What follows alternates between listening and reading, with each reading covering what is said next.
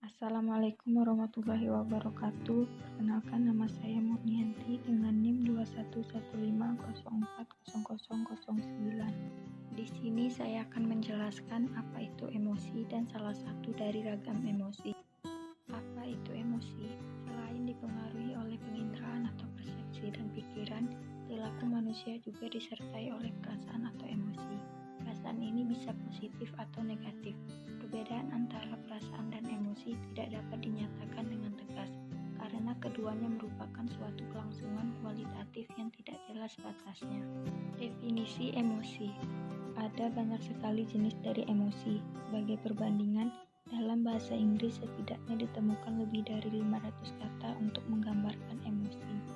Dapat dipahami bahwa emosi sebagai reaksi penilaian positif atau negatif yang kompleks dari sistem saraf seseorang terhadap rangsangan, baik dari luar atau benda, manusia, situasi, dan cuaca, maupun dari dalam diri kita atau tekanan darah, kadar gula, lapar, ngantuk, segar, dan lain-lain pada indera-indera kita. Sementara itu, secara etimologi, emosi berarti bergerak keluar. Teori-teori emosi. Ada dua macam pendapat tentang terjadinya emosi, yaitu pendapat nativistik atau emosi adalah bawaan, dan pendapat empirik atau emosi adalah hasil belajar atau pengalaman. Salah satu paham nativistik yang paling awal mengemukakan teori emosinya adalah René Descartes.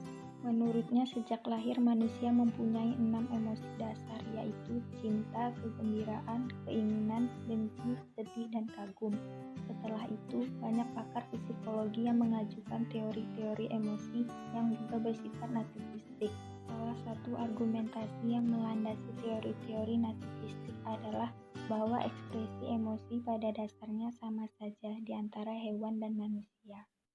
Ada beberapa titik bijak yang berbeda yang digunakan untuk mengupas masalah emosi ini. Mengenai teori-teori tersebut dapat dikemukakan sebagai berikut. 1. Teori yang berpijak pada hubungan emosi dengan gejala kejasmanian. 2. Teori yang hanya mencoba mengklasifikasi dan mendeskripsikan pengalaman emosional atau emotional experience. 3. Melihat emosi dalam kaitannya dengan perilaku. Dalam hal ini adalah bagaimana hubungannya dengan motivasi. 4. Melihat emosi dalam kaitannya dengan aspek kognitif. Salah satu dari daftar atau ragam emosi yaitu kebosanan atau boredom. 1. Definisi kebosanan. Kebosanan merupakan situasi yang sering dialami oleh semua orang, baik itu laki-laki maupun perempuan, tua ataupun muda, dalam pekerjaan, sekolah, dan bahkan kehidupan sehari-hari. Kebosanan bisa timbul karena situasi lingkungan atau state yang tidak menarik, cenderung monoton dan tidak termotivasi, atau juga karena pembawaan atau trait dari individu itu sendiri yang mudah bosan terhadap suatu situasi. Situasi membosankan adalah bagian dari emosi negatif yang harus diatasi dan diselesaikan. 2. Teori-teori kebosanan. Kebosanan adalah masalah biasa dan wajar dialami oleh setiap individu, namun bisa menyebabkan depresi jika dibiarkan berlarut-larut. Menurut beberapa penelitian, kebosanan dianggap sebagai situasi yang mengganggu dan berbahaya, sumber ketidakbahagiaan dan penderitaan, bisa menghambat perkembangan intelektual, sosial, dan moral. Menurut William, mendefinisikan kebosanan sebagai suatu reaksi fisik dan emosi yang menyerang orang-orang dalam pekerjaannya, berhubungan dengan orang lain untuk suatu periode waktu yang lama.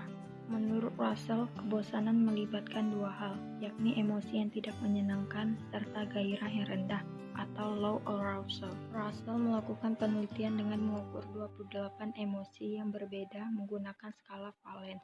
Hasilnya menyebutkan bahwa tingkat gairah diciptakan dan perilakunya diaktifasi oleh emosi. 3 jenis-jenis kebosanan. Kebosanan juga dibagi dalam 5 jenis berdasarkan tingkatan valence dan rangsangan, yaitu 1. Indifferent boredom. Jenis ini cenderung tenang, memiliki sikap menarik diri dan acuh tak acuh terhadap sekitar. 2. Calibrating boredom. Kebosanan ini membawa cenderung merasa tidak yakin, tetapi terbuka terhadap perubahan suasana atau distraksi atau selingan. 3. Searching boredom. Jenis ini kerap kali membawa rasa kegelisahan dan mengejar perubahan suasana ataupun selingan secara aktif. 4. atau latent boredom. Jenis ini juga memiliki motivasi yang tinggi untuk meninggalkan kondisi bosan. Dan yang terakhir, apathetic boredom. Kebosanan apathetic juga memiliki tingkat arousal yang sangat rendah. Sekian penjelasan dari saya. Assalamualaikum.